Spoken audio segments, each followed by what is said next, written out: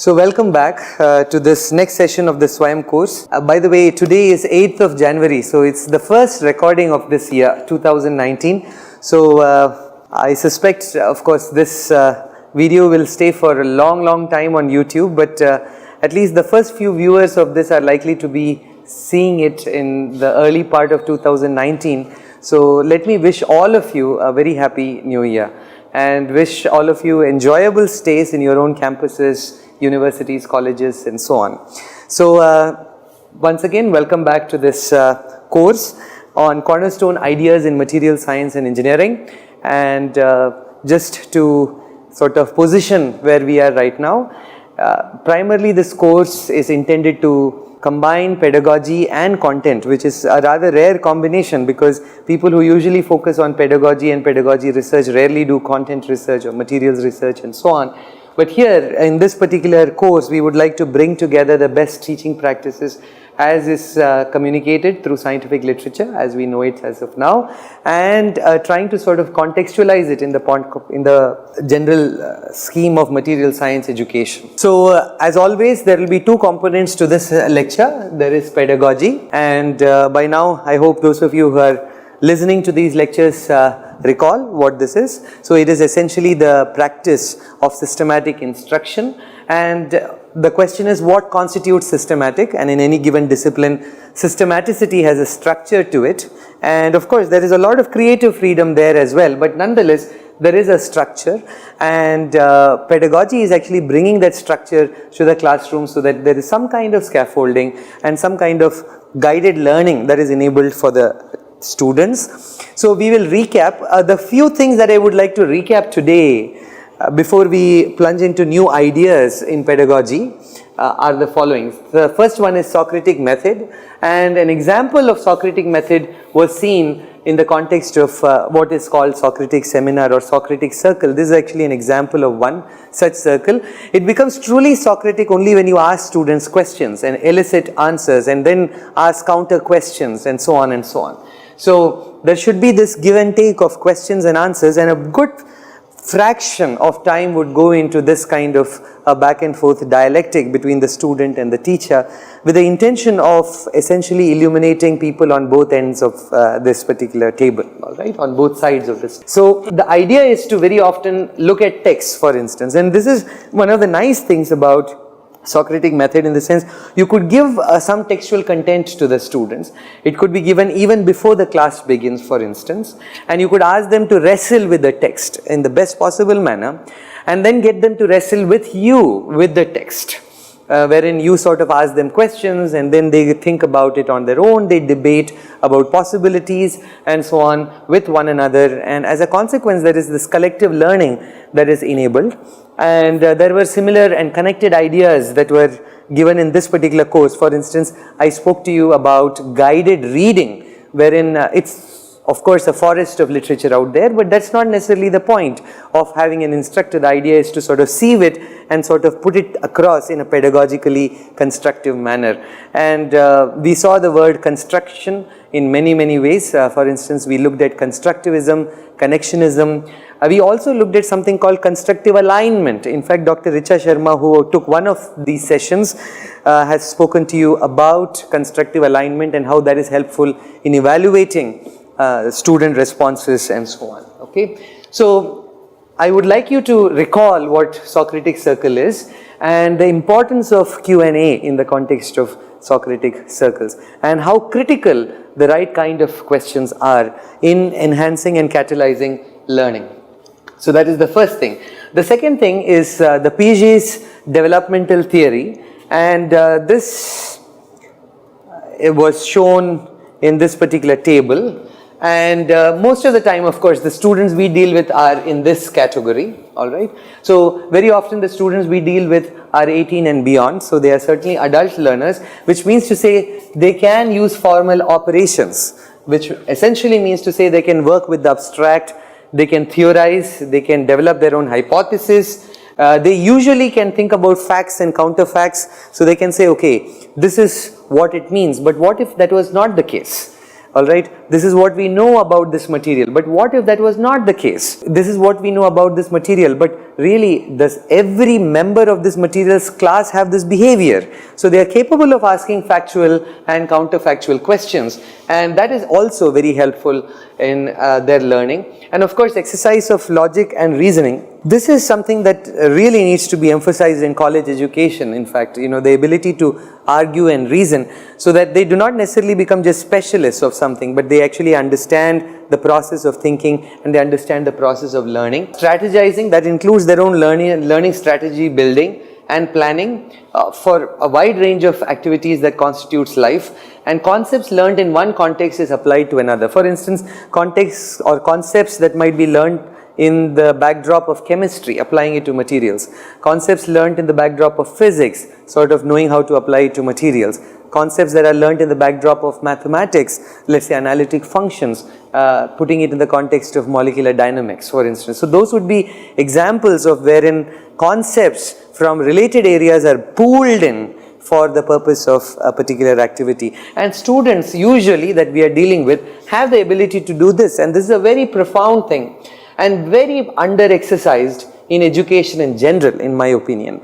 But there is certainly value to bringing it out in a Socratic sense through Socratic seminars and circles and so on and so on. Okay, so Socratic method, we discussed that. We also discussed Piaget's theory. The next one is student motivation.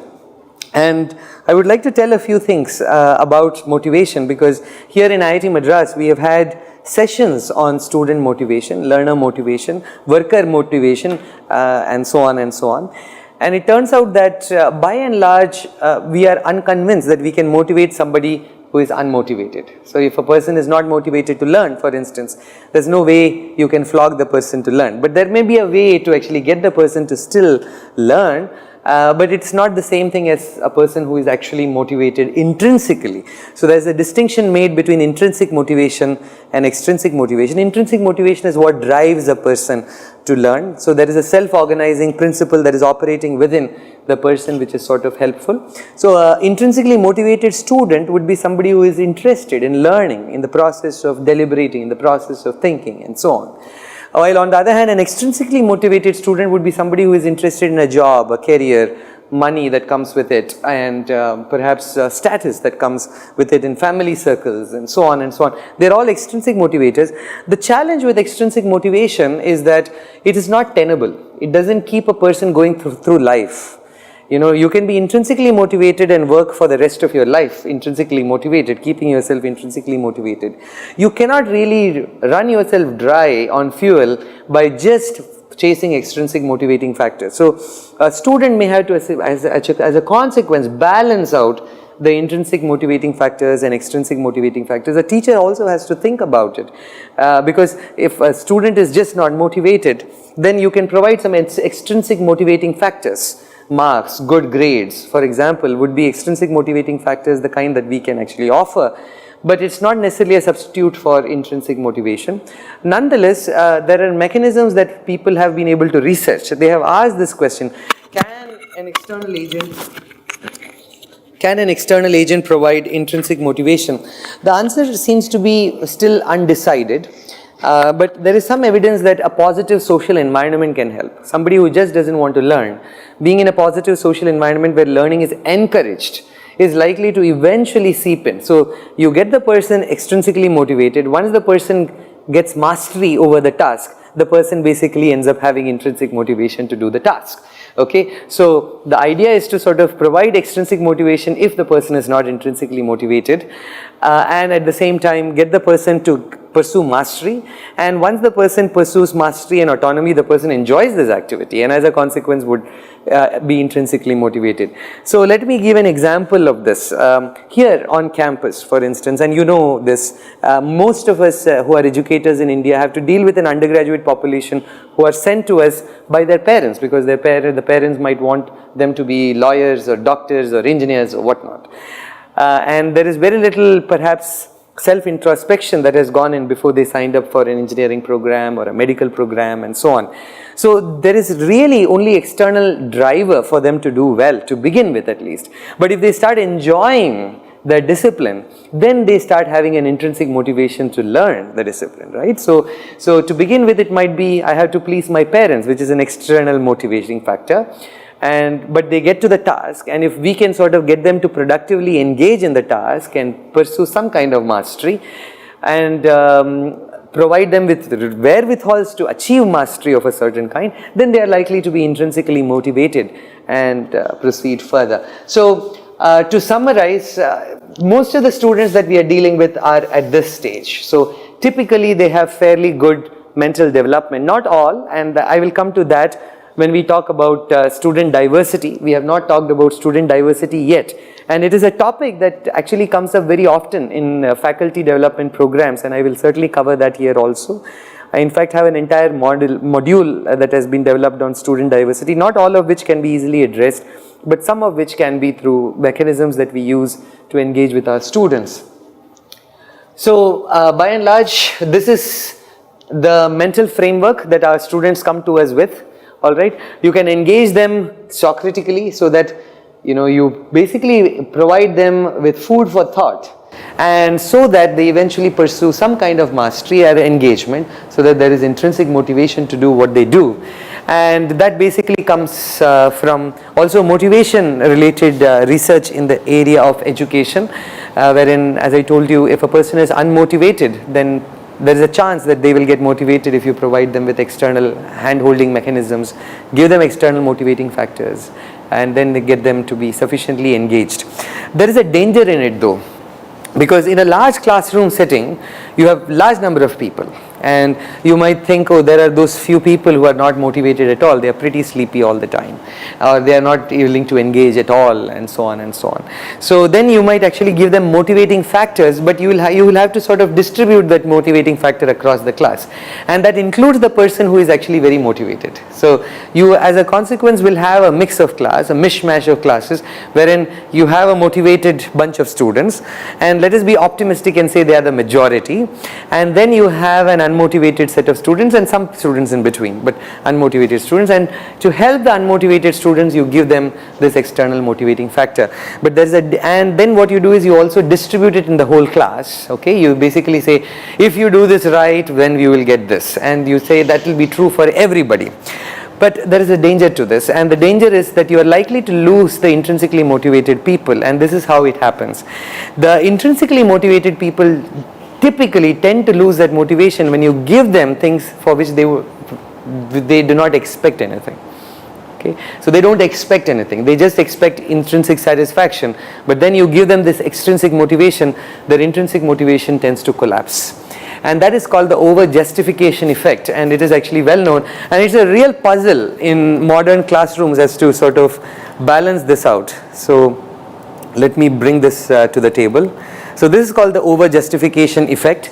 It is a phenomena wherein previously existing intrinsic motivation suffers due to an offer of extrinsic motivators. So for instance, if somebody naturally does well in thermodynamics of materials, they enjoy the idea of free energy, they enjoy the idea of entropy, and then suddenly you say, if you get that equation right, all of you will get 2 marks more in your final grade card or something like that.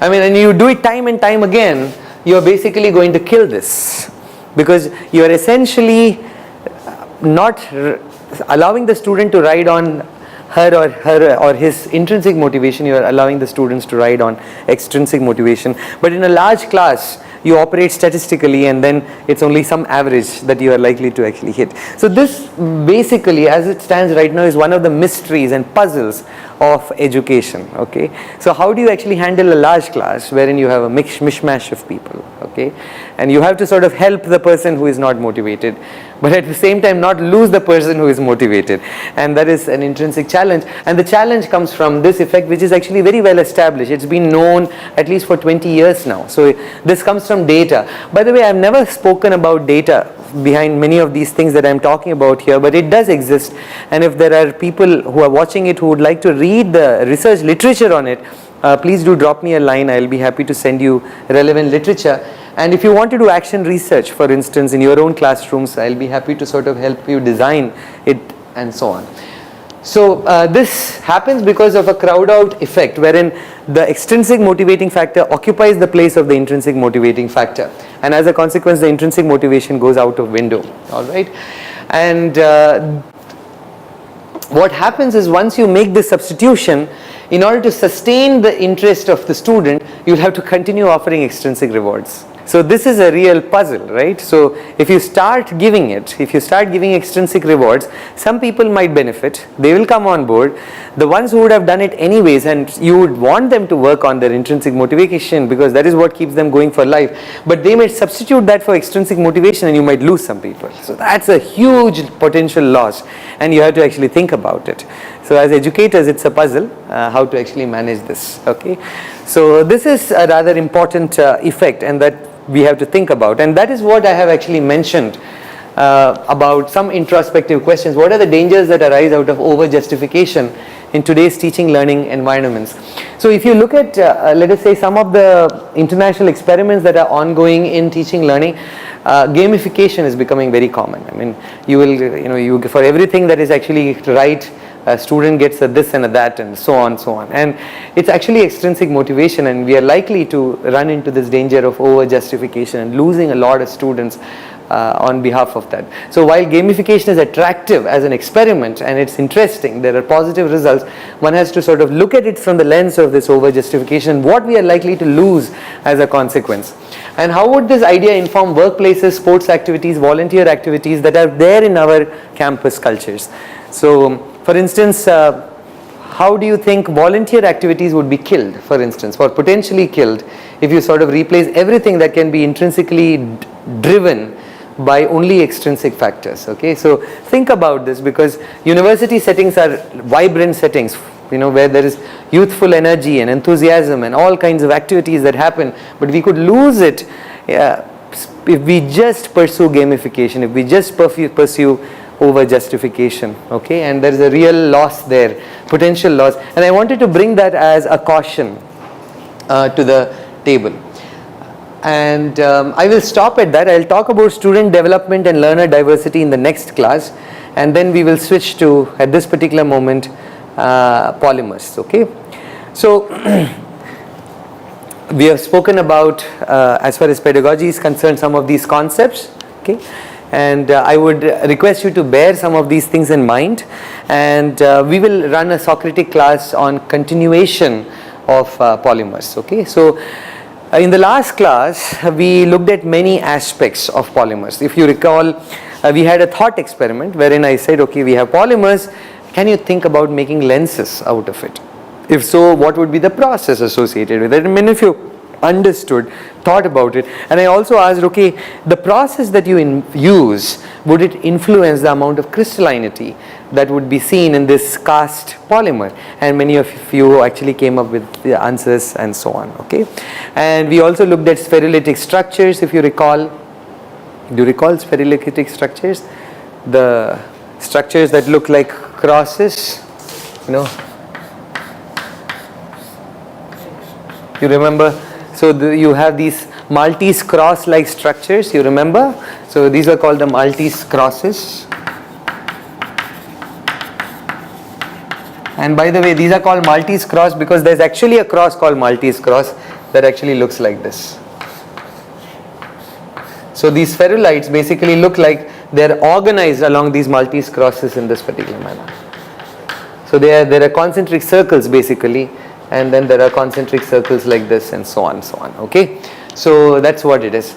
Alright, now that we have seen it, an interesting question to ask would be, if I zoom in and look at, let us say, this region. So this is the zone that I am going to actually study, alright? So I am going to use a scanning electron microscope, let us say. So there is a type of microscope called the scanning electron microscope, and the idea of using an electron microscope is because you can accelerate electrons over very wide range of energies, and that essentially means to say that you can give them tremendous amount of momentum which also essentially means to say that the de Broglie wavelengths can actually be as small as you can actually get it to be, and which in turn means you can have very, very good resolution. So scanning electron microscopes basically operate primarily because electrons are wave particles. They are not just particles, they are not just waves, they are wave particles, okay, and they have a charge, so you can accelerate them across an electric field, all right. So now let us say that I look at this particular zone, so using an electron microscope, okay. So discuss among one another. We have discussed ideas like crystallinity, amorphous regions and so on. So what would you see there is the question. What would you see there? Do you understand? So would you see a lot of crystals? Would you see a lot of amorphous regions? Would you see crystals and amorphous regions at the same time? Would you see crystals and amorphous regions separated? Would you find them mixed? What would happen? Alright, so please discuss this question with one another and let us see what the answer is likely to be. We can think statistically and let us see whether there is any parity between what we think statistically and what is actually the model of polymers. Alright, so please discuss with one another. So do you understand the question? You understand the question, right? So in that Maltese cross, I have identified a zone. I am zooming in. And then I am asking, what is it that I am likely to see? So when you do an experiment, it's important for you to go with an expectation, so that if you get a surprising result, you will be surprised. Okay, you go with an expectation based on your background, based on what you have read. Okay, based on what you have studied, what you have read, the literature that is available so far, and so on, so on. All right. So I am zooming in there. What do you expect?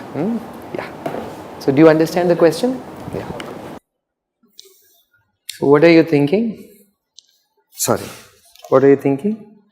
Because that zone you have drawn is completely within the Maltese cross, it should be crystalline. Yeah, but nothing can be 100% crystalline. No, we said about 40 to 50% by volume is the maximum crystallinity that you can actually expect. You remember? We did discuss about crystallinity and so on. Right? So you do expect some mix of crystalline and amorphous regions. That's what you're saying? What about you? Yeah, I'm also thinking crystalline. So, This matrix is these crystalline matrix are incorporated. yeah. So that we are not guaranteed that these are all crystalline. Right. So absolutely. So there is no guarantee that it's 100% crystalline. I agree with you. So 40 to 50% crystallinity is about the maximum you get. Typically, when you do extrusion based solidification of plastics or casting of plastics, 25 to 30% is about the maximum you get. Okay, so given that situation, you expect a combination of amorphous and crystalline, right? So this is by and large what you would actually expect. So you will have a region wherein there is tremendous order, another region where there is tremendous order, significantly ordered, as you can see, but then regions in between that are amorphous. So that would translate to something like this. I have order, and in between I have amorphous region. I have order here, amorphous region. And think about it, there is also a certain alignment.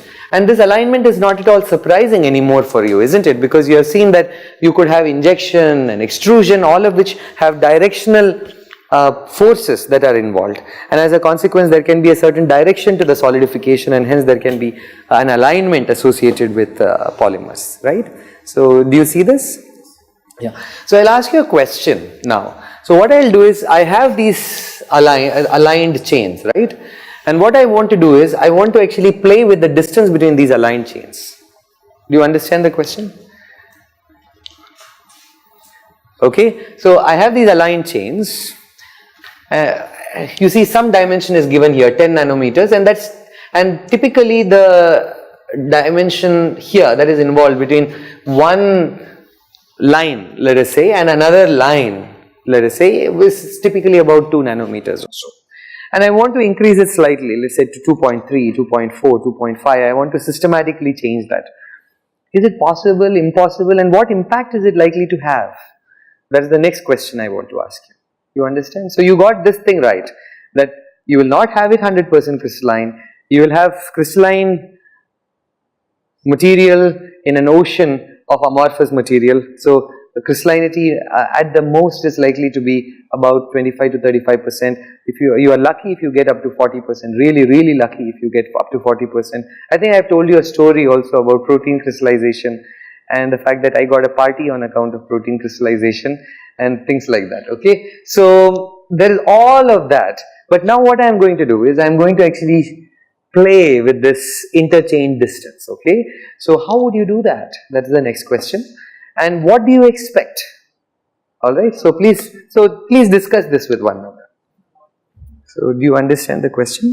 So I want to play with this, yeah. I want to actually have that as a variable. So how will I do that?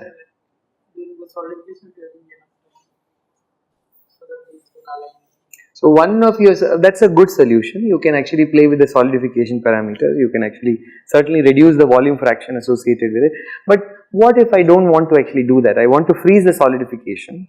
So one thing is working with kinetics. That's really what you're saying. Is there a way to work with the chemistries? So why don't you discuss with one another? Okay. So you're saying that I will apply stress and that will pull the chains apart. That's correct. Yeah, but then you release that stress and boom, it will come back. You know, if you're in the elastic limit, right? You know that. I want it to be sort of a stable arrangement, you know, wherein the interchange distances are actually varied. You understand? Okay. So you want to play with nucleation and crystallization, but how will that help? Tell me again, because he said I'll play with kinetics, and that's a valid argument, because if you play, why don't you go to the board and explain, because that might help others also.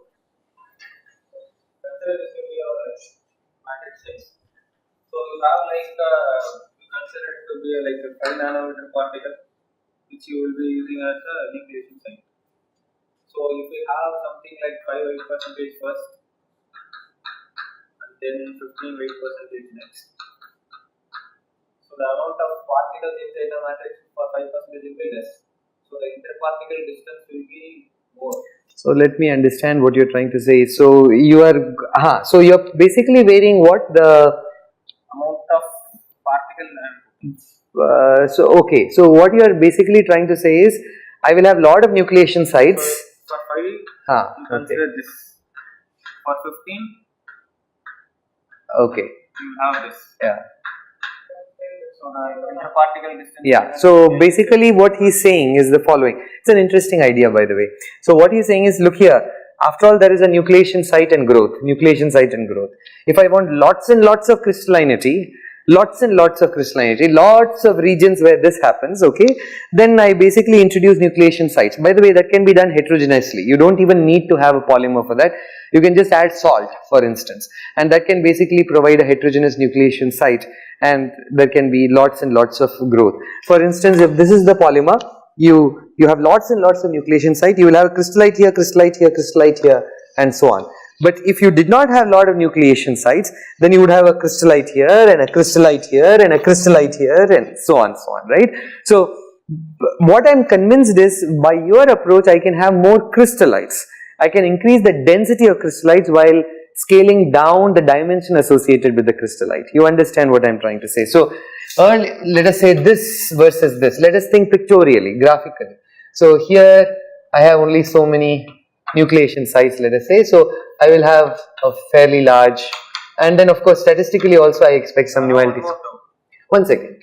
So this is one thing. This is where you are actually going to have very few nucleation sites, and here you will have large number of nucleation sites, right? So you will have smaller crystallites, but you will have lots and lots of crystallinity, you know that. But that's not the question. The question is, how will I actually play with this here you distance? Say volume fraction of the crystal is constant. You are saying what if we fix the kinetics? You have this much of time to nucleate a crystal. Okay.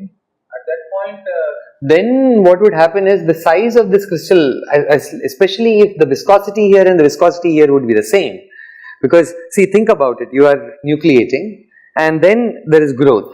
Now this growth has to depend on diffusion, right? So it's a diffusive phenomena, correct? So if the diffusion constant here is same as the diffusion constant here, which one can actually show rather through physical reasoning, that if the viscosity here is similar to the viscosity here in the melt, Alright, then the average crystallite size here would actually, of course, this be the same as the average crystallite size here, no question about it. But then what's happening is, here you will have lesser fraction of amorphous region, and here you will actually have more fraction of amorphous region as a consequence. Crystallites are closely packed, but there are... Correct, I agree with you, but that's not the question. The question is, I want to play with this, I want to play with this. This is a chain, this is a chain, and I want to actually play with this. Here, I can see that you can have an amorphous C here.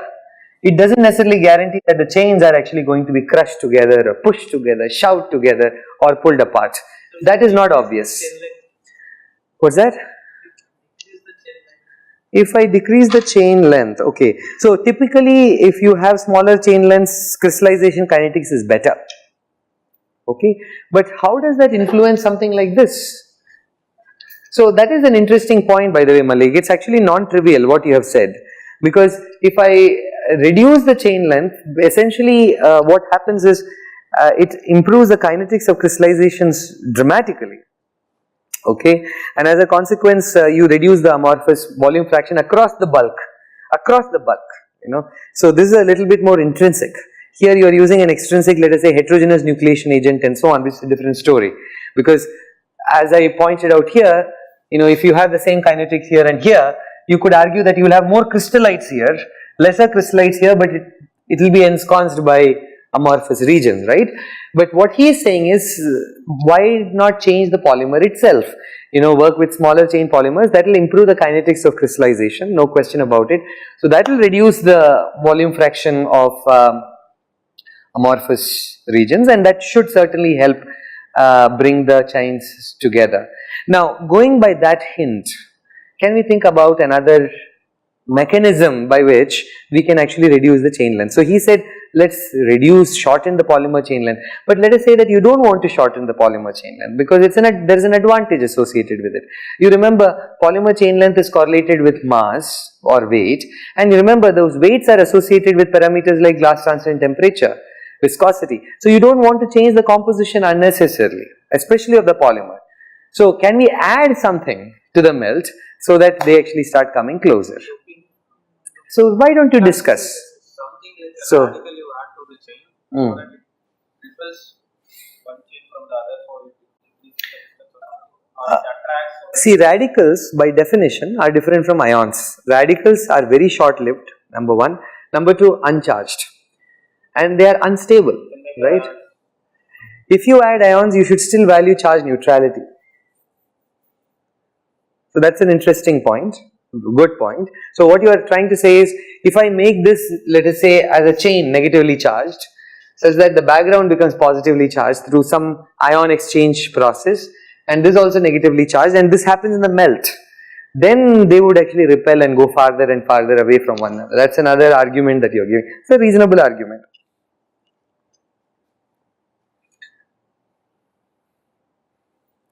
So what might be another mechanism by which, can we use simple small molecules, for instance, to actually play with the interchain distance? Is it allowed, disallowed? You know, it is some combination of your ideas, because you are saying, I'll work with some other phase. He says, I'll play with small molecules. So can we actually combine these ideas? Why don't you discuss? Something we add so that it can sit inside and make a separation. So adding sulfur and all this. No, sulfur addition you must have studied in high school. See, that is called vulcanization of rubber. Okay, so what happens is, rubber is this polymer that has lots of unsaturated bonds. You add sulfur and you basically saturate bonds, but also introduce crosslinks. So we have discussed crosslinks in this class, by the way, wherein you basically have some, and then you have crosslinks of all kinds. Okay, so from what is an otherwise linear chain, and hence something that has very low actually the other way around. So this one, for instance, would actually be very soft, okay, and as a consequence it would have a relatively high TG. And this particular case, on the other hand, would be relatively rigid. So you are essentially playing with TG when you are cross-linking, okay. And remember, the lower the TG, the harder it's likely to be, okay. So that's really what it is. So when you are actually playing with these cross links, you are actually playing with TG, right? You remember I asked you this question, why is it that this is a rubber for instance, or this is a plastic for instance, but this is hard. But then your erasers, they are very pliable, and the difference is TIJU. So please discuss with one another and come up with a solution. Let us see what you come up with. Yeah, you are all thinking very well. Good. You understand the question now, no? So maybe you can combine your thoughts. So you came up with an idea of, can we use nucleation sites or whatever, and we saw that there's a limitation to that idea. And then you said, how about playing with the chain length? And I said there's a limitation to that idea, but can we combine these two and come up with a new idea to sort of play with this parameter? Okay, so please discuss. So any luck? What's your okay, so you want to do what? Can you explain your thoughts? Like we will make some template, so how much distance we need. Can you explain the idea there, just like Bharata did? Can you just erase the board, for instance, and then draw your idea? So we can think graphically or pictorially, no problem. By the way, I have, let us say, 2 samples, okay, compositionally exactly the same, but this is more amorphous than this. So the left, okay, is more amorphous than this, alright. Where do you, and in both cases I am going to expose them to oxygen, a blast of oxygen. So I have a blast of oxygen here. Where do you think oxygen will percolate faster? Amorphous. So the permeation rates, the diffusion constants tend to be higher in amorphous. So between a amorphous material and a crystalline polymer, which one do you think will degrade in an environment faster? Amorphous. So there is a lot of value to actually having some degree of crystallinity, because it actually increases your stability, including your chemical stability. Okay, all right. We will make some template. We can maintain the distance. So what is this template? Can you describe this template? Generally, normally in ceramic powders, we use the template. Okay. So that. No, but what is the distance from here to here? Like as you said, 5 nanometers you need, right? Okay. So we will maintain the template as 5 nanometers. Okay. So and you want to grow it on this, and you expect that, okay. But I'm again thinking out aloud here, okay. So I will have, let us say, chains that are actually growing from here, chains that are growing from here. So you expect that this will establish some kind of a boundary condition pushing it together? Yeah. Is that what you're thinking? So so it's essentially a confined solidification process that you're thinking about. That's actually a very clever idea, because there's a lot of evidence that in confinement, that means to say I have one plate, let us say another plate, and I'm going to solidify between these 2 plates, where these 2 plates are essentially a few nanometers away from one another, vis-a-vis, let's say, between 2 plates that are essentially a few centimeters apart or even millimeters apart. Solidification here is very, very different from the solidification here. So it's called confined solidification, and indeed, there is some evidence that confined solidification can be a way to actually play with interchain distances and so on. Another thing is, of course, playing with small molecules. So you take this stuff that is only marginally crystalline, okay, you take this stuff that is only marginally crystalline, and you know that it has a wee bit of amorphous stuff in it, and you dip it in water, let us say, and keep it in water, so it will swell. So there is a swelling phenomena that associates, and typically when there is swelling, these also swell, and the distance between them actually changes. It need not be just water, it can be alcohol, for instance ethanol, it can be oxygen, and a wide range of other molecules, typically small, so that they permeate very, very quickly, and typically in high enough concentration so that you can actually use this as a processing technique. So you can make the polymer more pliable, for instance, by dipping it, by achieving swelling, and so on and so on. Sometimes swelling is a problem though. For instance, for a large number of natural fibers, swelling becomes a problem. Natural fibers, many of them have structural integrity, the kind that is actually relevant for using it for applications, including vehicle applications and so on. But what happens is, many of them, they actually just absorb water. So if there is a rainy day, you are in trouble, because you will be sitting in a soggy environment inside a car and so on. So that is the primary challenge associated with using a large number of natural fibers, for instance. What's your question? This will be done during the process itself or after? Yeah, so it depends. So typically it's better to do it during the process, especially if the gas is stably incorporated in the... No, polymer If matrix. incorporated, it will swell. So what if that molecule comes out? So you have to avoid degassing if you want to keep that interchange distance constant. And it is actually possible to do that provided you take into account the chemistries of the polymers. So you are coming to a very interesting problem, and that is, okay, while doing this, is the chemistry of the polymer important? Answer is of course yes. Alright, so what determines the chemistries of these polymers? Can you think about one or two keywords that are relevant for discussing reactivities of polymers or reactivities of monomers? Can you just discuss with one another? Yeah, functional groups. So what are functional groups?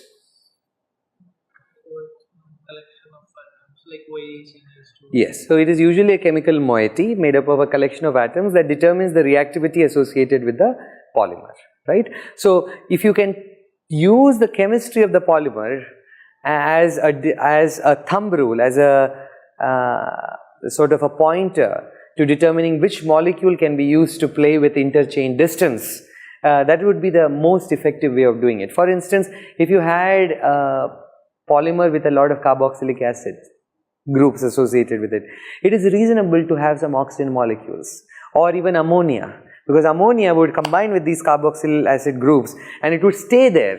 It would make it bulkier and the chains would actually repel one another. So your idea was right in its own way. So you can make, let us say, the side chains bulkier, so that they and through, let us say, suitable functionalization, reaction that is acid base essentially, and basically ensure that the chains are farther apart from one another. That is one approach. Another approach would be, as you said, constrained crystallization. That's another approach. But by the way, this particular problem, we have looked at it as a design problem, right? So I want to play with these chains and I want to sort of make this a variable, and you said there are many approaches. One can be, let us say, constrained solidification, which is a hard problem, by the way. You cannot easily determine what the outcome is likely to be, but to a first order, you can more or less always say that if you incorporate a small molecule, you can actually push the chains apart. If you make the side chains bulky using suitable functionalization, they will basically go further and further apart, and so on. So there is certainly there are three strategies that we have proposed here. One is use of small molecules, constrained solidification, and also bulky side groups through suitable functionalization, which are typically the three ways in which you can actually play with this, with the distance between these. And the distance between these essentially have profound implications to, as I told you, things like the stability.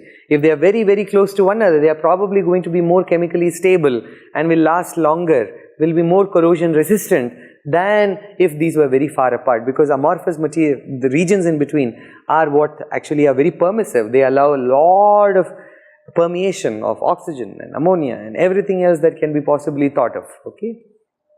Good. Very good. So now, in light of this discussion, read this question and read this answer, and let us identify three major outcomes, highlights that you have learned from reading this stuff. Okay? Okay, now can you discuss with one another, please? So when you discuss with one another, identify three major items that you have learned from this paragraph. Okay? And we'll discuss that.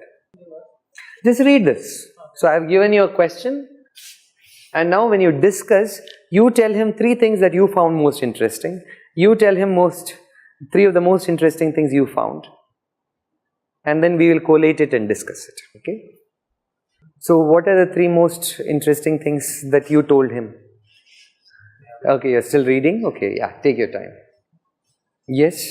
So can we now write out some interesting things that you found? So what did the two of you find interesting? Or we can discuss. Yes, diffusion. So degradation is influenced by diffusion, right? Okay. Second. Amount of crystallinity also matters. Naturally, yeah. And because of diffusion, crystallinity matters.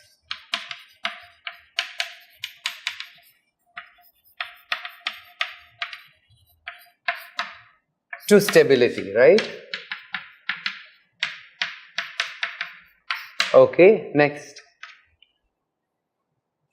Factors affecting diffusion are listed over here. Yeah, so what are those factors? temperature, Concentration of what? foreign molecule. Okay, so degradation.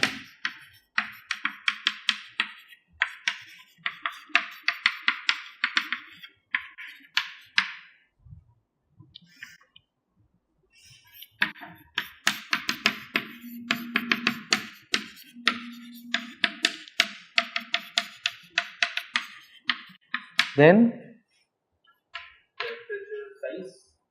size of what? Size of the foreign Of molecule. By the way, what is the typical size of a molecule?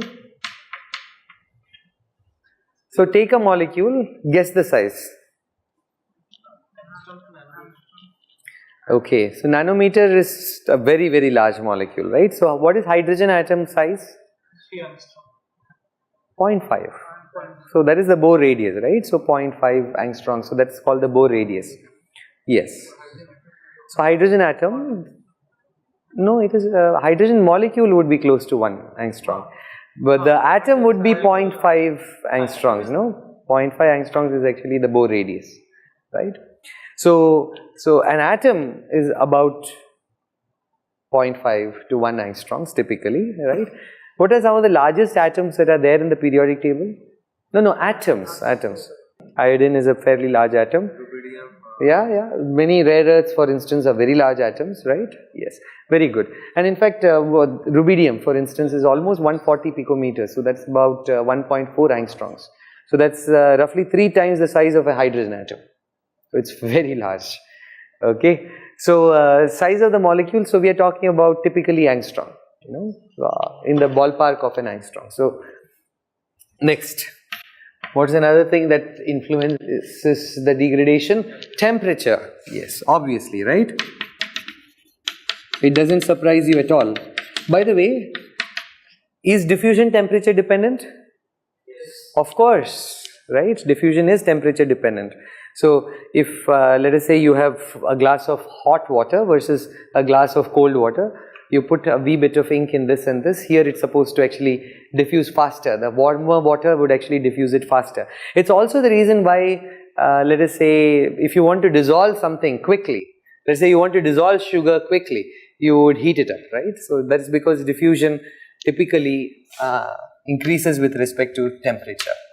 And as a thumb rule, it basically doubles for every 10-degree rise in temperature. It in that sense is just like a chemical reaction, whose rate also typically doubles for every 10-degree rise in temperature. Okay. All right. Next is the number of open spaces and defect chemistries. Now this is interesting because sometime in advanced material science courses, we do teach defect chemistries of ceramics quite extensively. We don't talk about defects in polymers as extensively, but there is a lot of analogy that exists between defects in polymers and defects in ceramics. But so we'll come to that. So by the way, open spaces do matter a great deal, right? And of course, the concentration that we are talking about here is not just foreign molecule. It does matter whether it is reactive or not. For instance, oxygen is tremendously reactive. Any idea why oxygen is so reactive?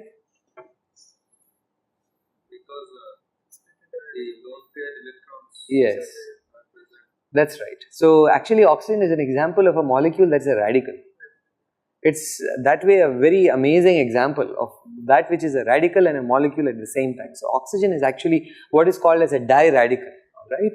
So oxygen, the molecule itself is an example of a diradical. And as a consequence, oxygen is ever willing to react.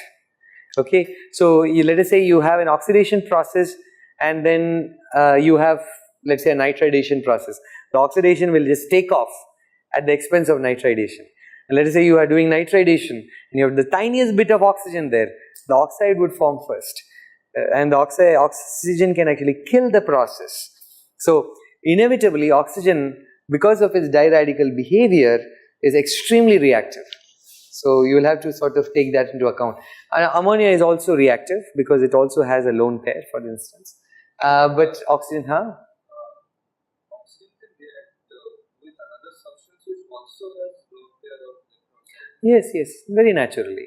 No question about it. So oxygen. The other one is not having their So that is why oxygen reacts with metals, for instance, because metals are happy to give, so they are happy to receive this electron, and oxygen is happy to sort of give this lone pair of electrons. So that's really the molecular origin of the oxidation of metals, because metals are very often very oxyphilic. And the kind of metals that you were talking about, rubidium for instance, very oxyphilic. You take it out in air, it would actually burn. It's pyrophoric. So many of these elements in the lanthanide and actinide series are pyrophoric. You take it out in air, it will burn. Magnesium is not in the lanthanide or actinide series. Magnesium needs to be ignited for it to burn, but it does burn very brightly. Yes, that's right. Sodium, on the other hand, is not like that. You don't even need to ignite it, it would burn. You take it out, it would burn. Okay. That's right. So very often many of these rare earth metals are stored in mineral oil. So in mineral oil, yeah. So many metals that are very pyrophoric. Pyrophoric basically would mean that which is oriented towards catching fire, that which is very ignitable. So anything that is pyrophoric, large number of metals that are pyrophoric are typically stored in mineral oil. Are mineral oils polymers? So why don't you take a look at the composition of mineral oil, okay, and tell me whether they constitute polymers. What is that? Let's see. Yeah. So mineral oil, yeah, just look at mineral oil. What's the typical composition of mineral oil? And then make a judgment of whether or not it is likely to be a polymer. Okay. So what did you think about mineral oil?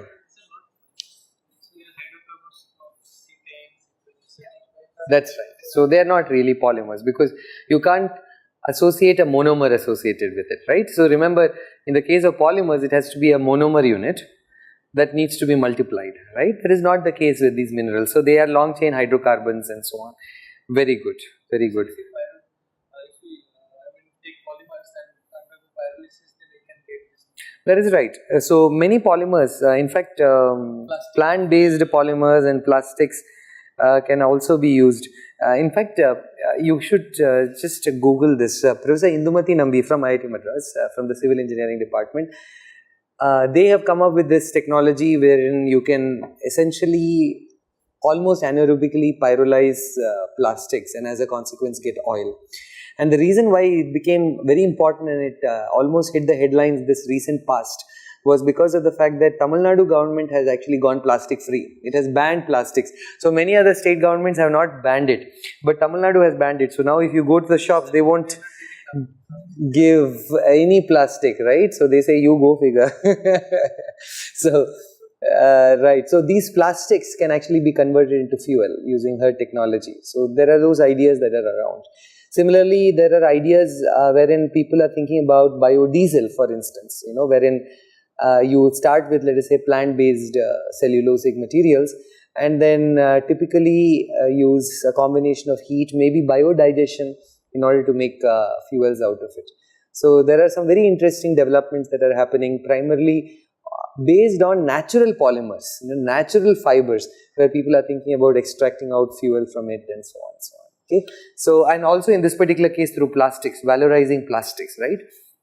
So please read this. I mean, because we spoke about defects in polymers. What are the defects in polymers? Defects in polymers are these. Now you will find that some of these words are things that you would have seen in the context of crystalline materials also. For instance, you would see words like impurity atoms, interstitials, interfaces, and you see abrupt open endings. And I have made this statement here because the thermodynamics of these are very similar to the thermodynamics of vacancies. So I won't cover that here, but if you take a polymer physics textbook, for instance, or a polymer engineering textbook, you will find that in the thermodynamic treatment of chain endings, you would find the treatment to be remarkably similar to that of vacancies, the delta G associated with formation of vacancies in crystals and so on and so on. So that is why I made that comment, just for those of you who might be curious. Actually you do, because see, conducting polymers, just to respond to his question, conducting polymers are polymers that are typically conjugated. So what do conjugated polymers mean? So let us look at, let us say, benzene as an example. and chemists will tell you that what happens is essentially a hybrid between these two resonating structures.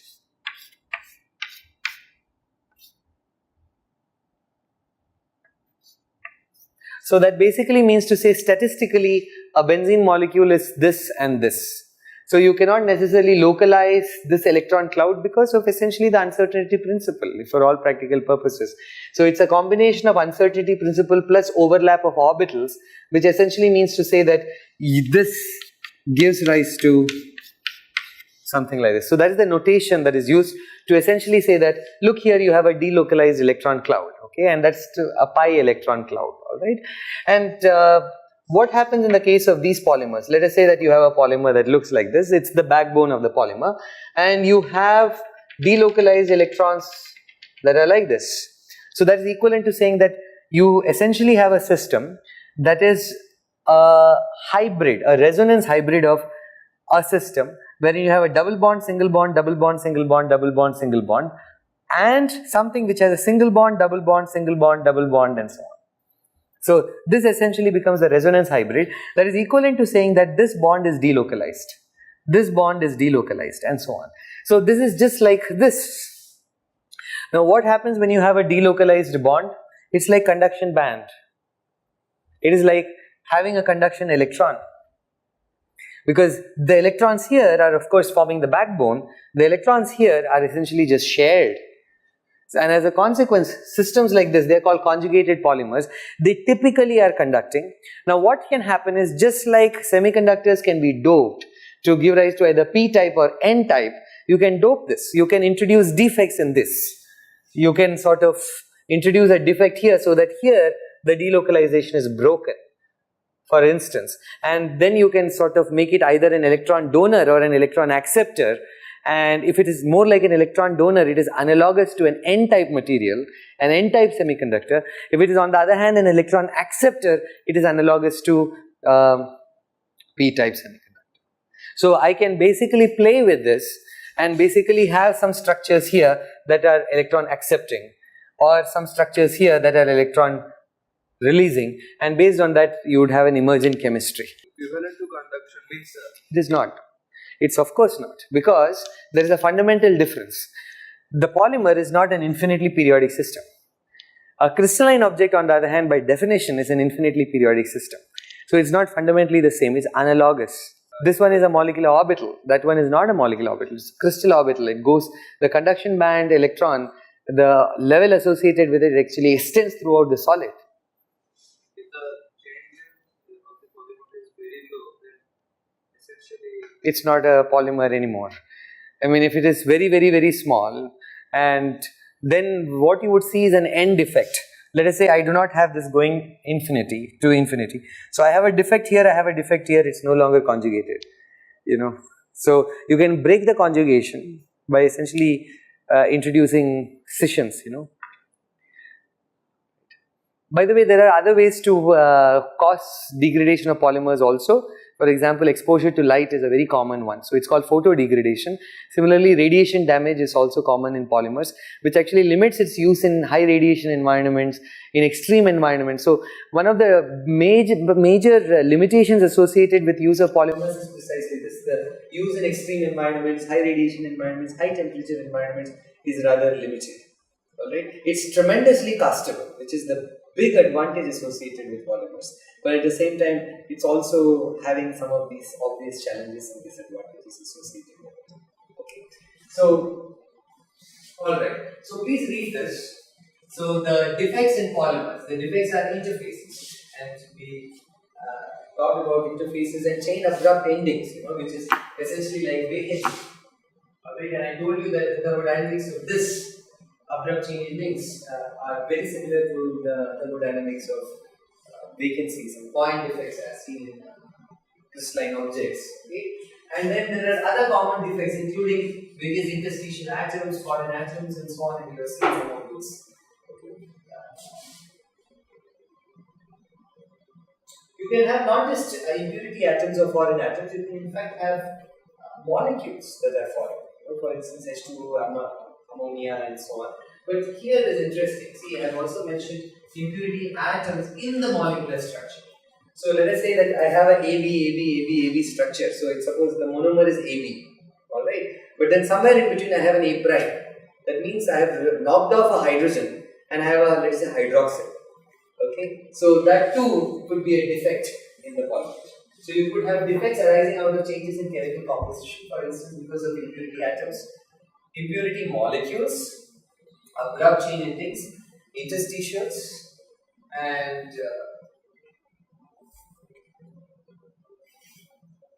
another common defect that I have not listed here but is very, very important has to do with the fact that there could be secondary phases that could happen over time.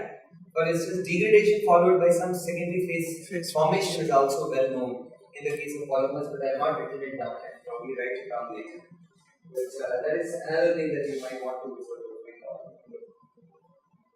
Then I want to leave you with one question. Here, a student comes to me and says, look here, arguably, polymer, any polymer can be thought of as a composite. Is she right or wrong? Arguably, any polymer can be thought of as a composite. If you want, you can look at the definition of composite. So you can open up the definition of composite and see if she's right, she's wrong, she's obviously right, she's obviously wrong, or somewhere in between.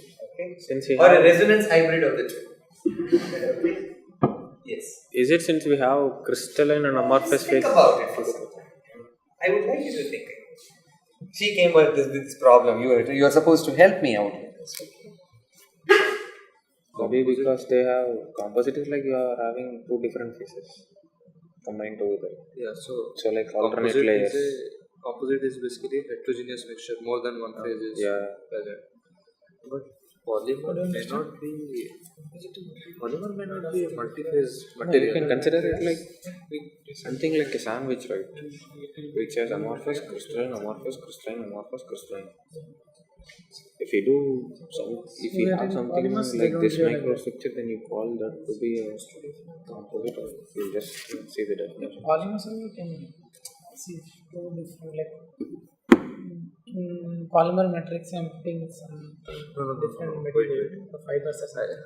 Actually, Resulting material phase, if you look at the definition of phase, phase must be physically distinct, chemically homogeneous, and mechanically separable.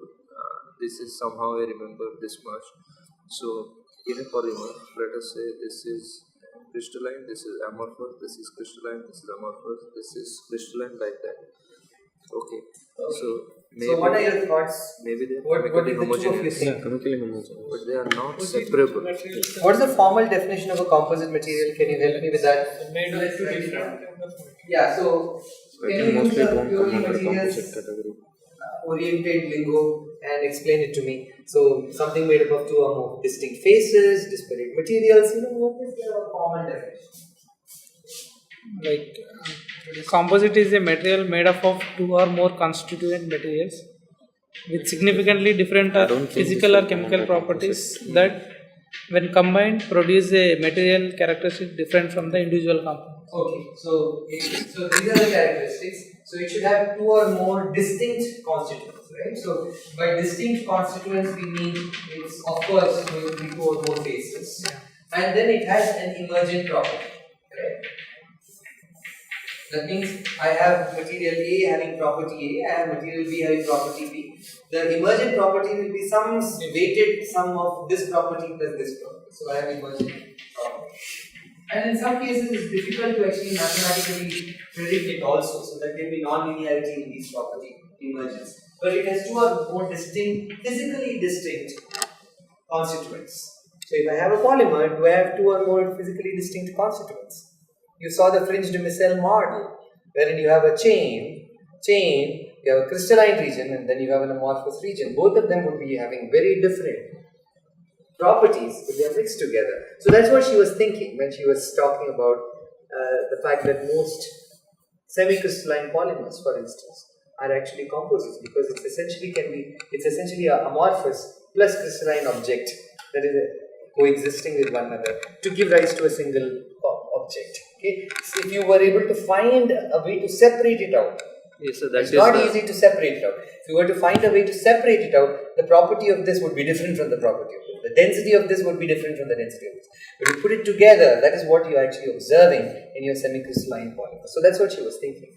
So she's right in a strange way. She's right in the sense that it's essentially two distinct phases. She's saying that the amorphous phase and crystalline phase are two fundamentally distinct phases. Right? So, if, actually, so you say that to be a composite? Huh? You say polymer to be a composite? Not in the conventional sense, but it is actually a composite in going by this definition. So, but what if we consider two-phase materials? Two-phase materials, you are talking about two-phase materials like what? What and what? Like an example. Something like you have a matrix and a precipitate. Yeah. So, So if you have consider that to be a composite? if they are physically distinct. They have to be physically distinct. Physically distinct in the sense? For instance, you have A that has different physical properties like density, You consider this. or thermal conductivity, or whatever. So I have distinct, even chemical composition. It could be distinct chemical composition. In this particular case, it is not distinct chemical composition. It is certainly distinct physical properties. And then also chemical properties, because you saw that amorphous materials are chemically distinct when compared to crystalline objects, right? Like Martin said, is a composite. Like if you say like. Yeah, but see, the thing is, you have to be very careful.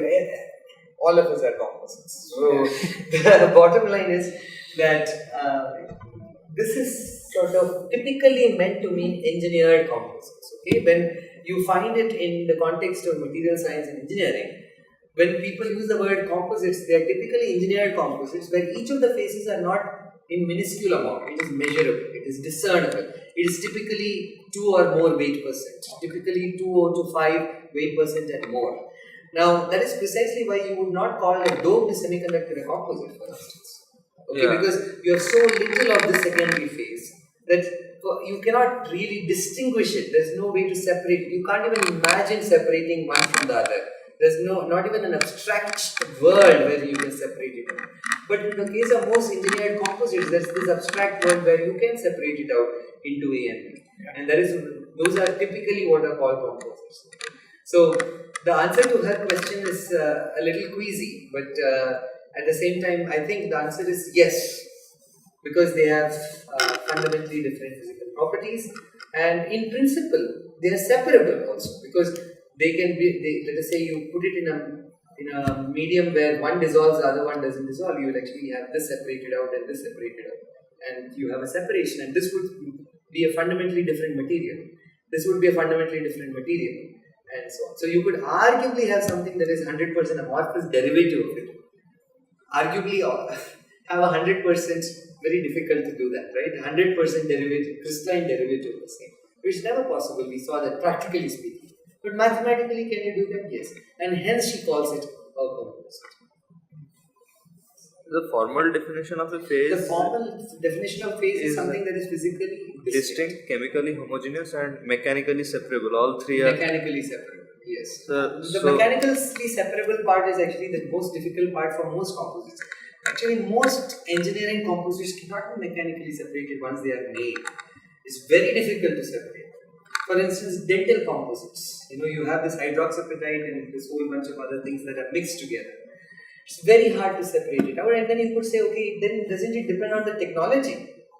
So, because physically distinct is nothing that is technologically derived. Chemically homogeneous is not technologically derived. Mechanically separable is very technologically derived. So, what is a composite today may not become a composite tomorrow, or what is not a composite today more likely will become a composite tomorrow, because you will come up with the technology to separate it. So, in that sense, there is this engineering fuzziness about it.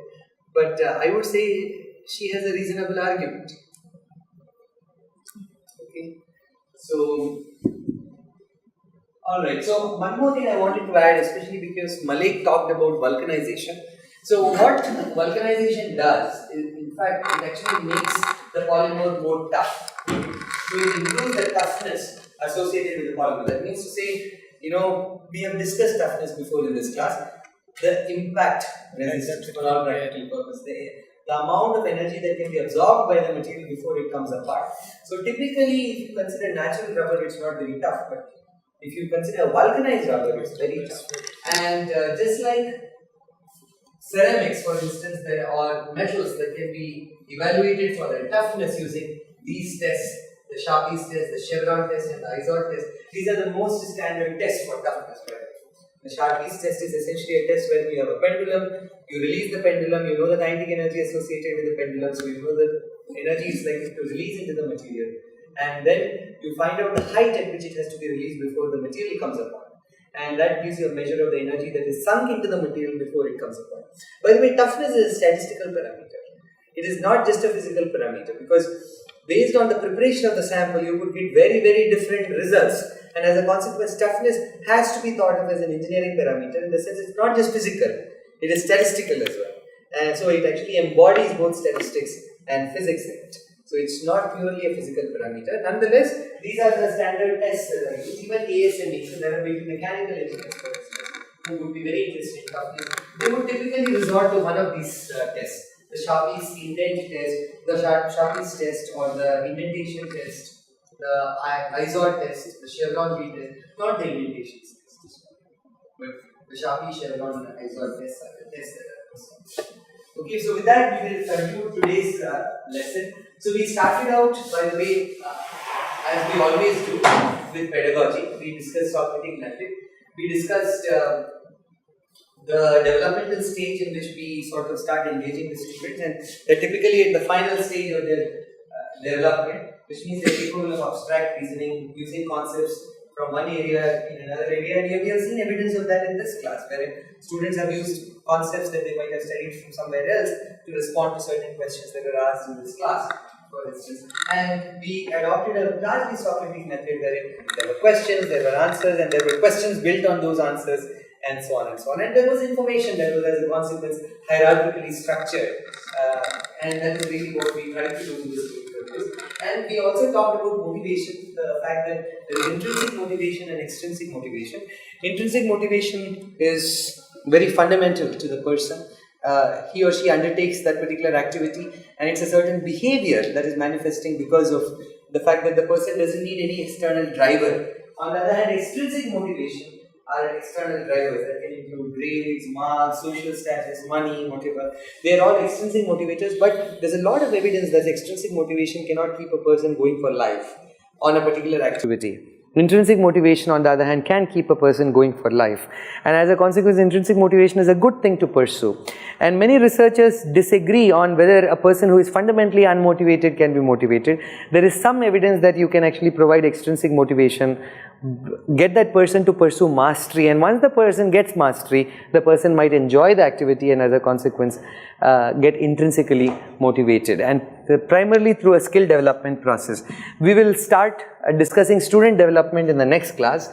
We have not discussed this yet, and we'll also have to talk about student diversity, a very important topic in our increasingly diverse campuses, because progressively universities are committed to mass education, teachers are committed to mass education. So student diversity will be another topic that I'll take up. I have not written that here, but I'll definitely be talking about it. Now, we started from polymer crystallization, a topic that we left off sometime in the last class. We have in fact used this as an engineering handle. If you recall, for instance, I asked, can you make a Polaroid by varying this? Can you think about playing with transparency of polymers using this, and so on and so on.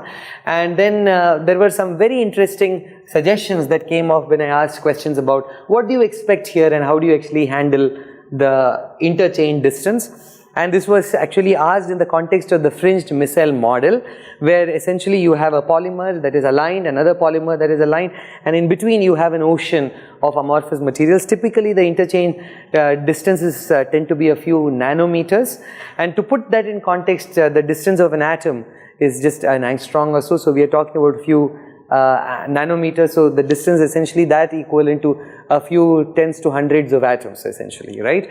And then the question was, what will I observe here? The answer is the fringed micelle.